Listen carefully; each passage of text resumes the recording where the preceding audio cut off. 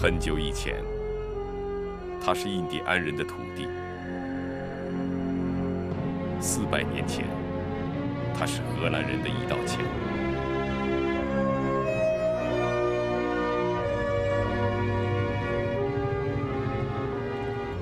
200年前，它是梧桐树下的金融种子。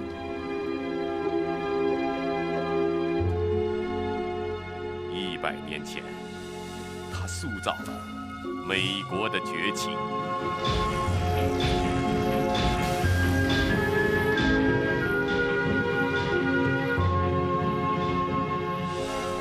今天，它是一张洒向世界的金融之网。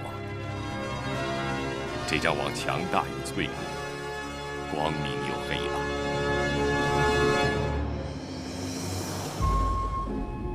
这张网既能让经济加速，又能让经济窒息。它就是华尔街。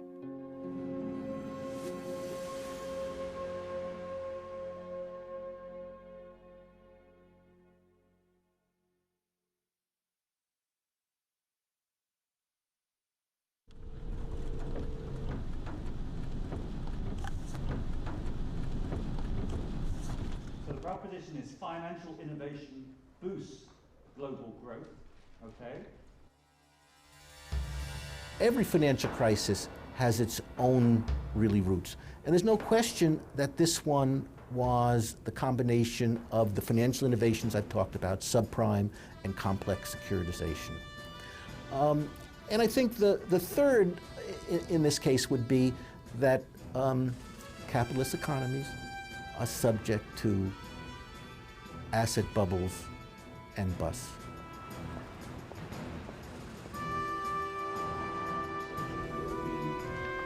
Credit stall, very effective. 美国次贷变成次债，再到那个 CDS 的过程，就是把一个80岁的老奶奶，先是变成了40、50岁中年妇女，还有一定的吸引力，再进而把她打扮成为18岁的青春的大姑娘，然后推销给那个全世界。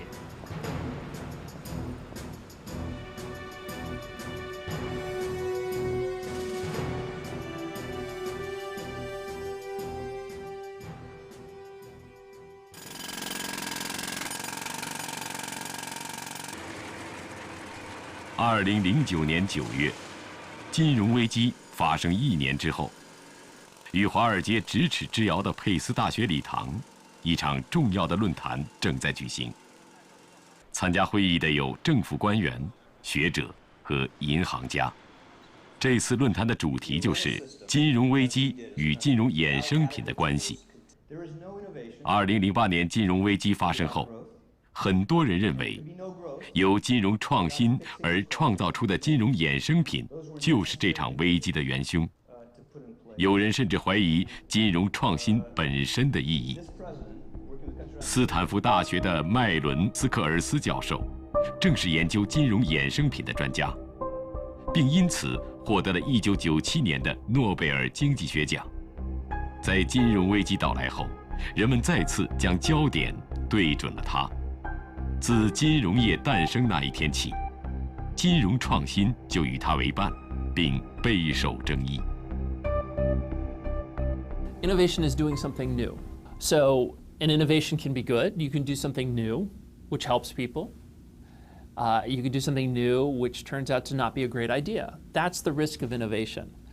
And in some sense, innovation is risky because by definition, you don't know if it's going to turn out the way you expect because it's new. Innovative products in finance are basically products that combine different sorts of cash flows in different ways.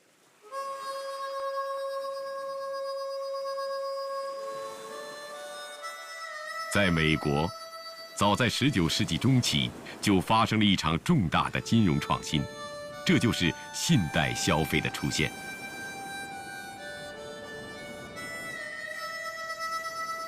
19世纪中期，美国流行着储蓄文化，传教士和政治家们都在积极宣传储蓄是良好习惯，欠债是恶习。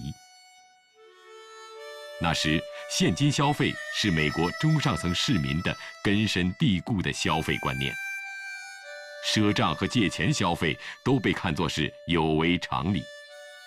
许多商家更是担心贫困的消费者会借钱不还。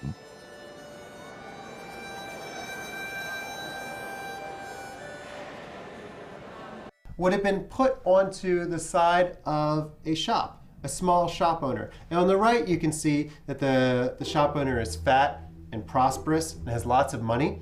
And on the left, you can see that the shop owner is nervous and broke. And this is to reflect the fact that the guy on the right sold in cash, so that he always got paid. The guy on the left sold on credit, and maybe his customers didn't pay him back. 借钱消费无法在一个农业大国里传播开来，即便在当时已经是大城市的地方，也是阻力重重。创建于1858年的梅西百货，是世界上最大的百货店之一。上世纪30年代之前，梅西百货是现金消费模式的代表，它的目标客户是高收入家庭。当时的梅西百货从来不接受消费者的赊账，并以此为荣。That was the slogan of their store. No one is in debt to Macy's. It simply reflects the attitude of the founder, R.H. Macy, that debt was a bad thing. 在梅西倡导的现金消费模式流行于美国之际，另一种消费理念悄然诞生，并开始被越来越多的美国普通家庭接受。创造这种新的消费理念的是缝纫机厂商盛家公司。So this is an example of a Singer Model 1. It's actually one of the original machines, so it would have been manufactured in 1851.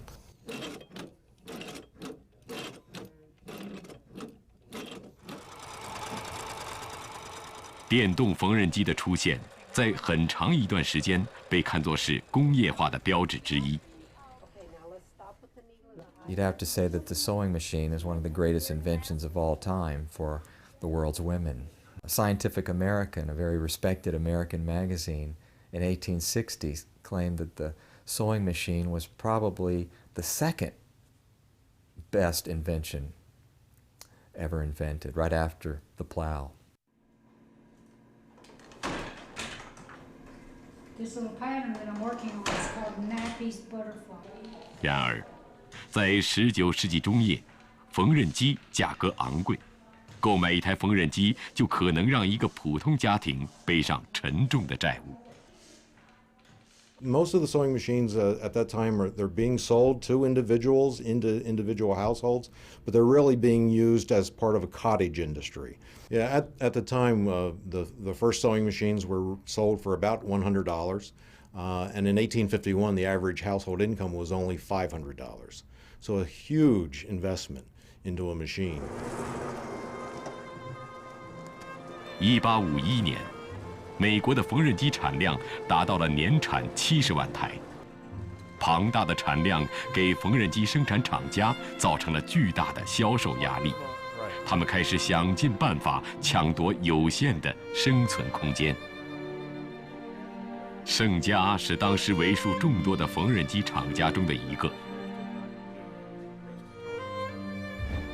1856年，盛家的合伙人律师克拉克提出了一个大胆的想法，就是允许美国妇女租用机器，用低廉的租金来抵扣高额的货款。这种方式在当时被称为租购，实际上就是分期付款。克拉克先后设计了首付、周付和月付几种模式，妇女们可以每周支付1美元。And one of the innovations that Singer brought to that process was essentially what we would today call as rent to own. At that time, it was called purchase for hire, and they would be able to put down a small down payment on a sewing machine and then make a weekly payment. 人们接受了租购这一新的消费方式，因为他们发现，正如盛家所宣传的那样，租购让他们既买得起缝纫机，又不会让家庭陷入债务危机。租购这一新型销售模式，使盛家缝纫机在市场竞争中脱颖而出。到1890年底，盛家在全世界销售量超过了100万台，这在当时是个天文数字。竞争对手们纷纷模仿盛家的租购模式。他们推出这种分期付款的金融产品呢，一方面支持了这些工业公司、制造业企业的这个发展，给他们提供了更多的需求；另一方面呢，实际上也改善了美国人的这个生活。盛家创造的这种分期付款的消费模式就是信贷消费。然而，这样的消费方式能够被大多数美国人接受，还是80年以后的事情。这种消费信贷文化的，引发了美国社会一场关于个人花钱、个人道德、这个个人责任的这一场大讨论了。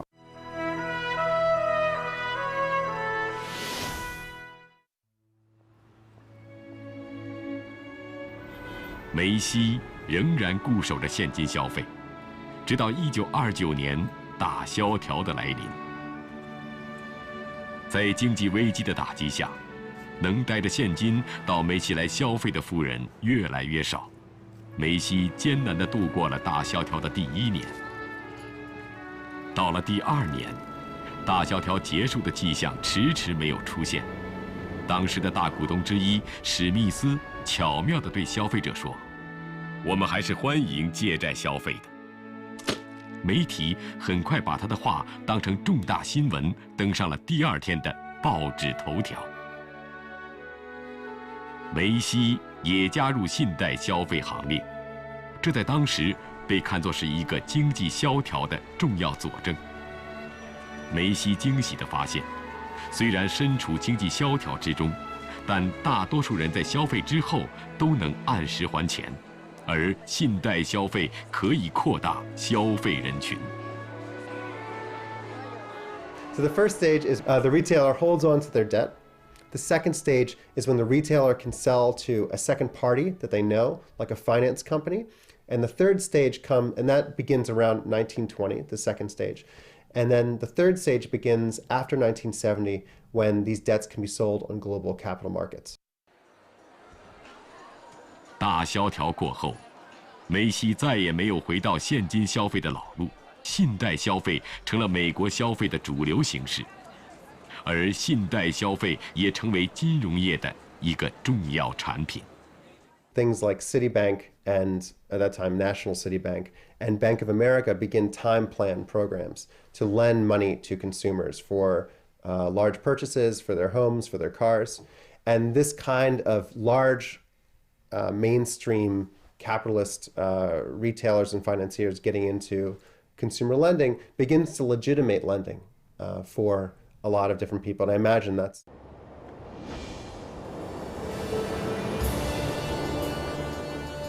信贷消费被推广到各种商品与服务的销售，汽车分期付款、住房抵押贷款等各种信贷消费应运而生。1921年，随着汽车的普及，为了方便消费者购买汽油，美国的西部联盟公司开始发行信用卡，信用卡消费由此产生。2006年，美国平均每人持有5张信用卡，家庭信用卡负债平均达到7000美元。2010年，不包含住房抵押贷款在内，美国的信贷消费总额达到了2.4万亿美元。如今，美国的国内生产总值中，超过70%是由居民消费创造的。正是在有了信贷消费之后，消费对美国经济的巨大推动作用才开始显现出来。在早期的金融创新中，人们创造出了信贷消费这一金融创新，增强了消费者的消费能力。与此同时，在纽约的股票交易所、芝加哥的期货交易所等地，金融创新的其他作用在不断地被开发出来。金融创新实际上可以创造一些金融工具，可以帮我们控制金融风险。比如说期权、期货都是可以用来进风险管理的，啊，所以这是。再一个，金融创新可以把一些流动性比较差的资产，变为一些流动性比较好的资产。在美国国内的金融中心中，芝加哥的金融创新能力足以与纽约抗衡。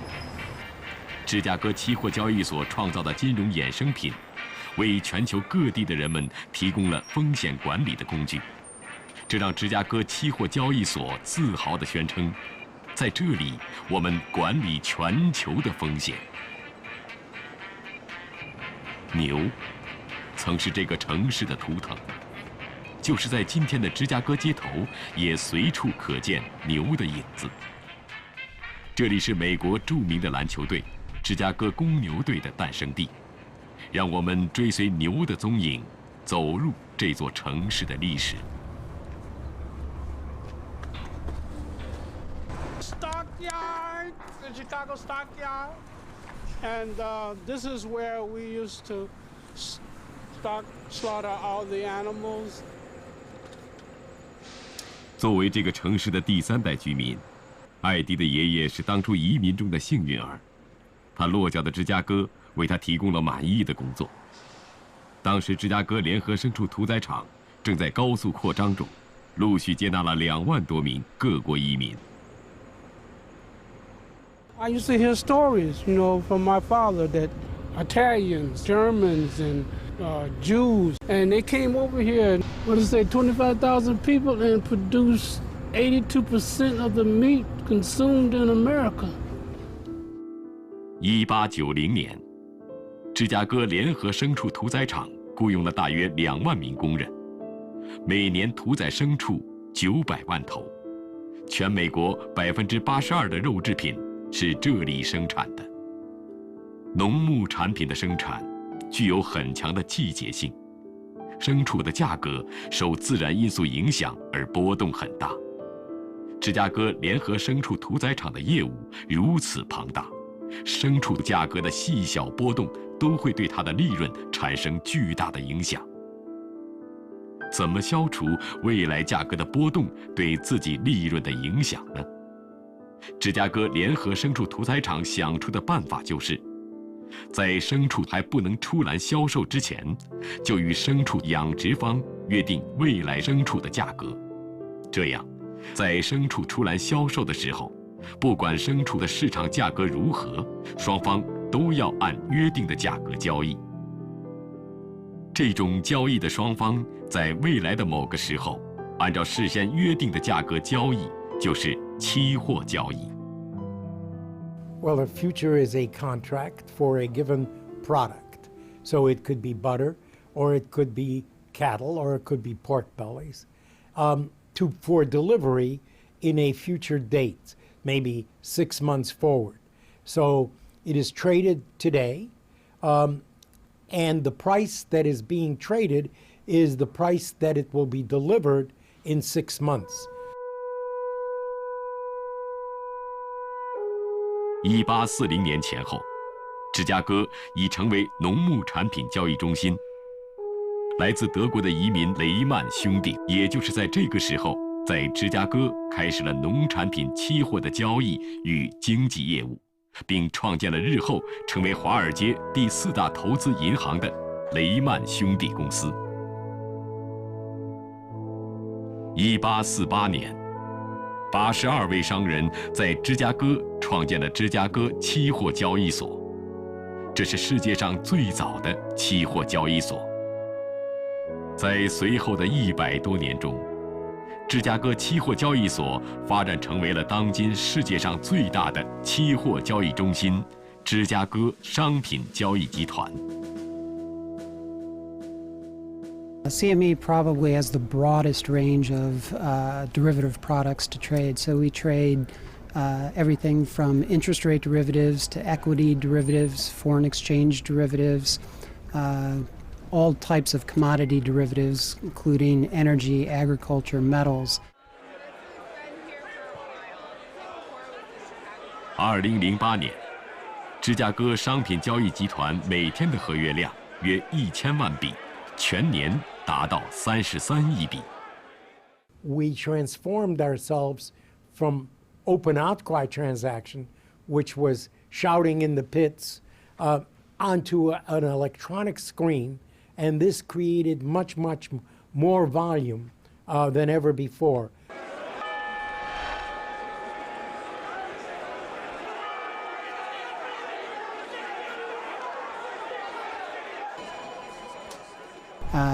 The risk management capabilities that are offered by the derivatives markets have really facilitated that growth by allowing people to manage risk. It also allows people to take risk, and it creates efficiencies in the marketplace.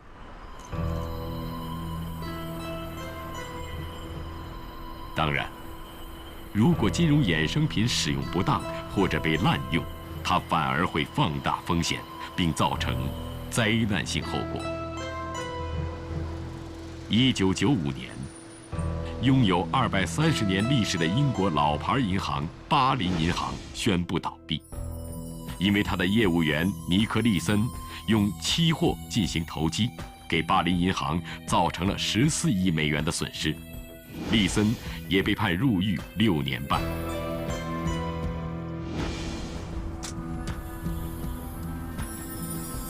金融创新与金融风险总是并肩而行。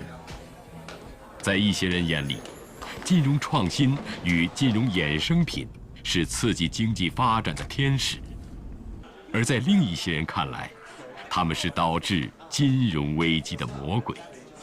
Innovative products do not promote growth. They really have nothing to do with growth. You have to think about the man and the dog, okay? The man is rational markets, substitution. The man is walking the dog. The behavioral economists, behavioral finance people in rational markets think of only the dog. But who's the man pulling the dog back, running all over the place? Then there would be no more. 与斯格尔斯辩论的人是布克斯泰伯，一家对冲基金的高管。20多年前，美国各大名校的理工科教授和博士们纷纷离开学术界，涌进华尔街，为金融机构设计出各种金融衍生品。此后，全球金融市场的命运越来越依赖于这些经过严格数学训练的数量金融师们，他们被称为宽客。布克斯泰伯就是宽客中的一员。Use derivatives to better create the sorts of returns that you wanted as an investor. 26年前，布克斯泰伯离开学术界，进入投资银行，从事金融衍生品的开发和交易。在此后华尔街的岁月里，布克斯泰伯亲身经历了1987年的股市崩盘，1998年的长期资本管理公司的濒临破产，以及刚刚发生的2008年的金融危机。布克斯泰伯发现，自己曾无比熟悉的金融创新让自己越来越困惑，因为金融危机的起因越来越多地与金融创新相连。这位曾经因金融衍生品而实现财富梦的宽客，为何在26年后却选择告别金融衍生品，并成为金融创新的反对者呢？ In the financial industry, there are certain structures, certain demons that we've designed into the system that make it unnecessarily crisis prone.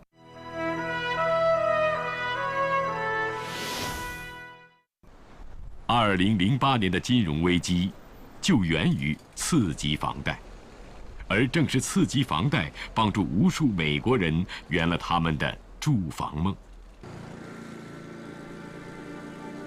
1938年，罗斯福政府成立了联邦国民抵押贷款协会，即房利美。房利美的宗旨是为了鼓励美国的民间金融机构向低收入家庭提供住房抵押贷款。此后，美国的历届政府都采取措施，努力帮助美国老百姓实现他们的住房梦。曼德林一家就是美国住房政策的受益者。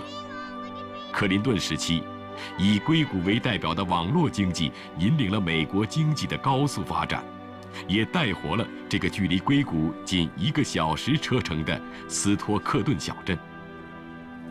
2001年，曼德林的父母买下了小镇里这座房子。当时的斯托克顿还只有1.8万人口。When we moved here 11 years ago, it was small enough, and we moved in this area because of the university.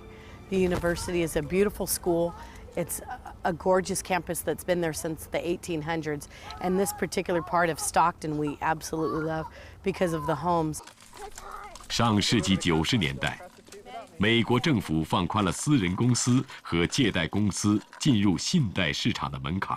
曼德林的父亲也在他们入住新房后的第2年，成立了一家贷款公司，帮助了许多人成为斯托克顿小镇的主人。而随着房价持续上涨，他们也赚了不少钱。She bought it in 1999, and I think prices really started getting higher around 2001. The original owners bought for approximately $70,000, $72,000. When the housing market started going up in 2001, started progressing, she sold high. She sold for over $300,000 and made a profit, but then she went across the neighborhood and bought for over $400,000. 房价的快速上涨始于2000年，这一年网络股泡沫破裂，投资者开始将资金转投不动产，而为了提振经济，美联储连续13次降息，这意味着贷款的成本变得越来越低。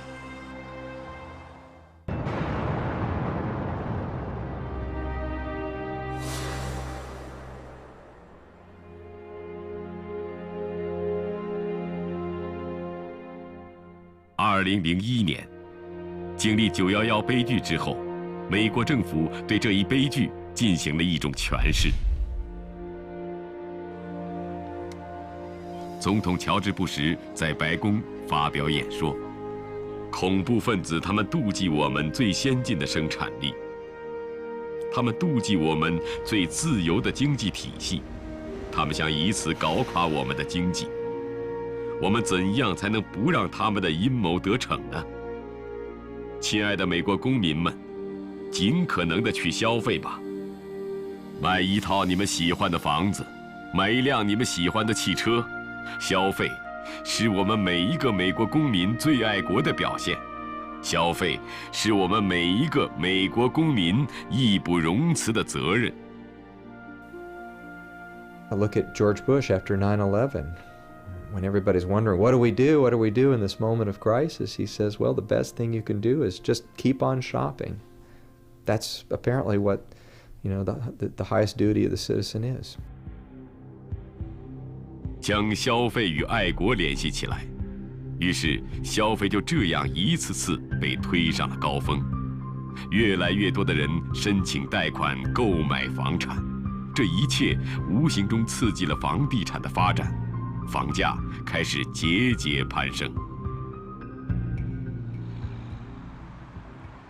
已经在银行抵押贷款业摸爬滚打了8个年头的比特纳，抓住这个千载难逢的时机，与同伴一起成立了一家房屋抵押贷款公司，取名为凯尔纳。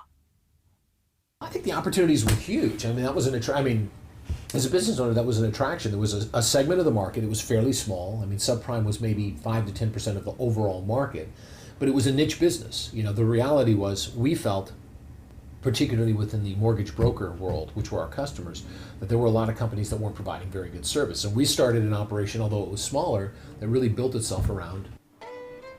凯尔纳公司不过几十人的规模。在当时的全国近10000家公司的抵押贷款行业内，绝对是小字辈。业务主要是收购贷款经纪人发放的贷款，并把它们转卖给华尔街。1981年，美国国会通过法案，允许美国的商业银行将发放出去的房地产抵押贷款变成房贷证券，然后出售，这就是房贷证券化。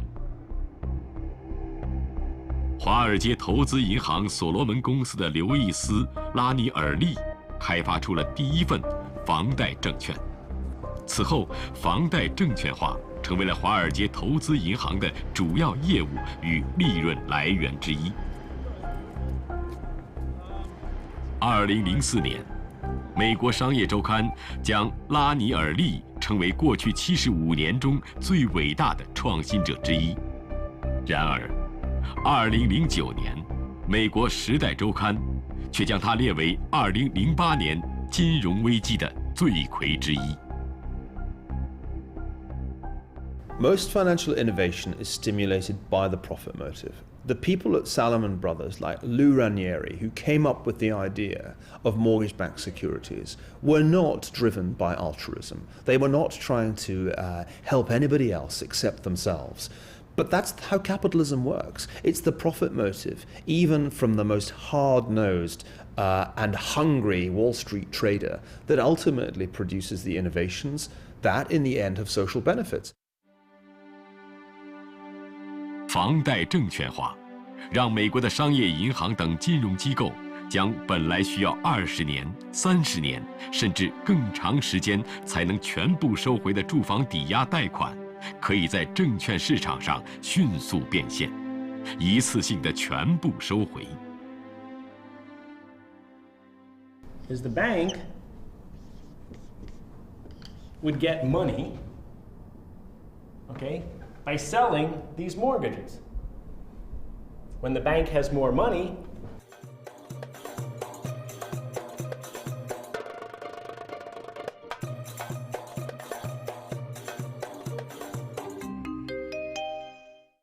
to even a C to a square, it's like you're going further and further, deeper and deeper into a tunnel. There's less and less light, there's less and less ability to understand what the real security is that you're holding. 银行将房贷证券卖给投资者后，房贷借款人还不起贷款的风险就与银行毫不相干了，而是完全由购买房贷证券的投资者承担。对于这些投资人来说，如果房贷借款人能够按时偿还贷款，他们将能够获得可观的回报。但是，如果这些人无力偿还贷款，那么他们就将遭受惨重损失。然而，谁会将这个过程告诉投资者呢？ Well, the term that's used is financial innovation, but as I mentioned before, I would not say this is innovative in any good economic sense. Think of what is happening as you go from an individual mortgage to a pile of mortgages put into mortgage-backed security, to a CDO which takes those mortgage-backed securities and then cuts them up.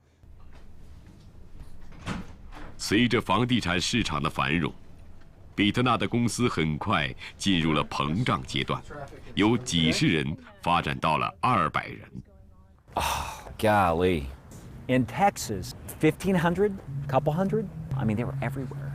At the same time, their risk department and their back-end shop, your secondary market, is saying, hey, we need you to repurchase this loan. You know, so you're getting these signals of, we want more, give us more, give us more. And then on the backside, they're saying, here, repurchase this, repurchase this, repurchase this. That was incredibly stressful.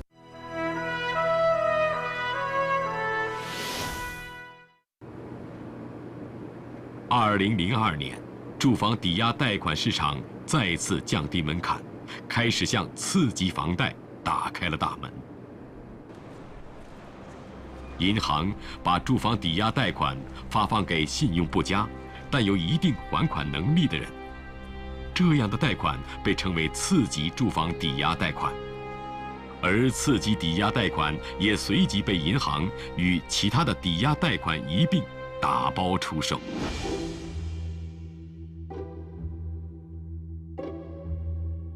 这就如同果农出售苹果，果农将苹果园内的苹果分为优质、一般与劣质苹果3等，出售给批发商。批发商甲从果农手中买下了劣质苹果后，将这些劣质苹果再次分为优质、一般与劣质苹果3等，经过包装后在市场上出售。普通消费者并不知道，他们买到手的优质苹果其实是劣质苹果中的优质苹果，这就是房贷证券化的风险。次级房贷的出现，让更多的人加入了购买房产的队伍。银行等金融机构则竞相降低贷款条件，以吸引客户来申请贷款。You have to give me solid proof that you've made these payments. And then after a time, you started seeing some of the guidelines change where now a private verification of rent might be okay. So for example, you might be living at home with your mother, okay? And your mother essentially writes a verification saying, yes, little Johnny has been making his rent payment on time. 没有任何收入、没有家庭资产的人也可以申请到住房抵押贷款。Well, we called them Ninas. No income, no asset. All of that was so prominent. It was on radio, it was on television, it was in newspapers, it was on magazines. It was absolutely everywhere. Could you 0 down, all closing costs paid. It was rampant. Don't put anything in, get your house, move in, 0 down, all my closing costs are paid. I move right in. This is, a dream come true. Yeah, there were, one of the biggest advertisement methods that was used is what's called an infomercial. And in a typical infomercial, there's somebody who looks very well dressed, and he's either in a long stretch limo or he's sitting on a dock with yachts behind him. They probably aren't his yachts, but to convey the impression of somebody who now doesn't have to work. And he explains how the way he made all of his money was he borrowed money, bought houses, sold the houses for more, took that money to buy more houses, sold the houses for more, and he could do it through what was advertised as no money down.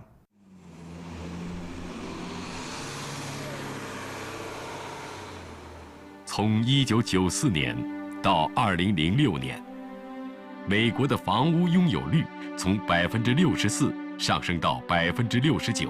超过900万个美国家庭在这期间拥有了自己的房屋。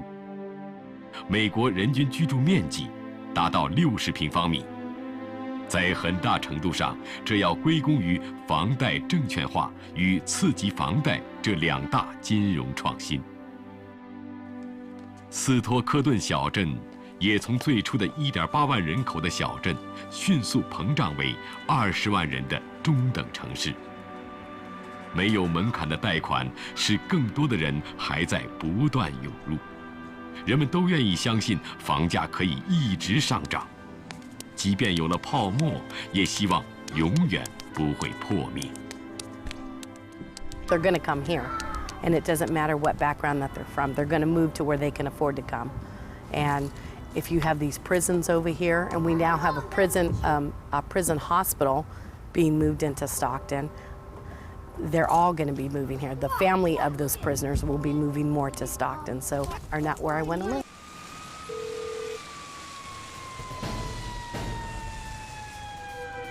这场房贷的盛宴与房地产泡沫没有能够永远持续下去。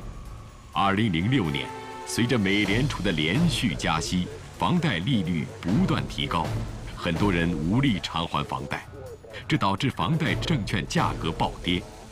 2008年9月14日，华尔街的100年老店，美国第4大投资银行雷曼兄弟公司因投资房贷证券蒙受巨大损失，宣告破产，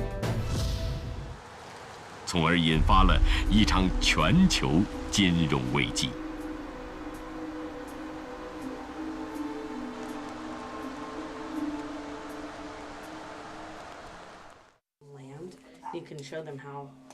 斯托克顿小镇的居民们开始被巨大的贷款债务问题困扰，膨胀的城镇吸纳了过多的没有还款能力的人，债务问题开始成为犯罪率上升的因素。曼德林的一家就准备搬离这个曾经让他们无比喜欢的小镇。金融危机之后，大多数美国人都在经受着煎熬。不管是大城市还是小城镇，不管是大企业还是小企业。I just don't have the money right now. You know, they don't have any no grants or nothing from the city that I can go to have it done.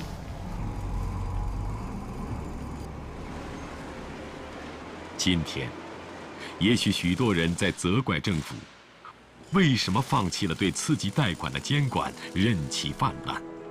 为什么美联储连续降息，促使人们疯狂贷款？为什么没有人审查不合格贷款的风险？为什么没有人对无数的金融衍生品负管理责任？但质疑的声音却忽略了这样一个事实：正是金融创新让无数人圆了住房梦，只是监管的缺失让人们付出了沉重的代价。创新和风险永远都是相伴而生的，就像一个硬币的两面，其中一方的存在总是以另一方的存在为前提条件。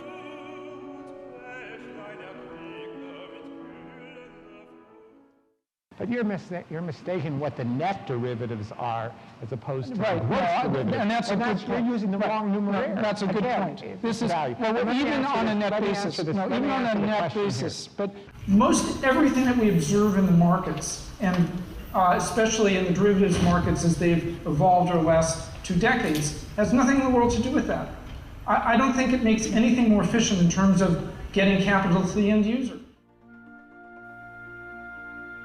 曾经被金融创新深深吸引的布克斯泰伯，在2007年出版了一本书，反思华尔街的金融创新，书名就叫《我们自己创造的魔鬼》。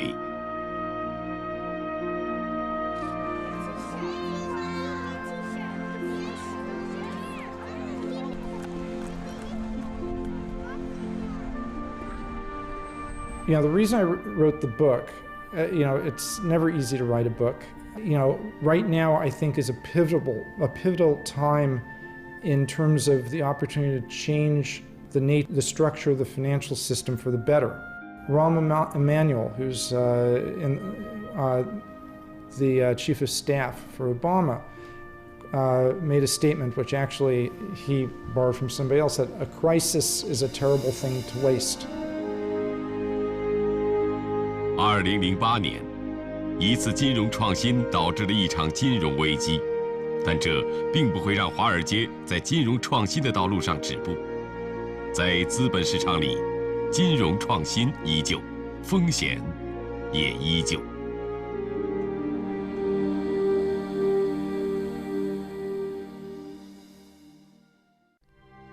2008年，华尔街上演悲情时刻。美国第4大投资银行雷曼兄弟公司破产倒闭，一场金融危机席卷世界，制造无数痛苦与灾难。在200多年的历史中，华尔街的危机不是第一次，也不会是最后一次。敬请收看《华尔街》第9集《拯救危机》。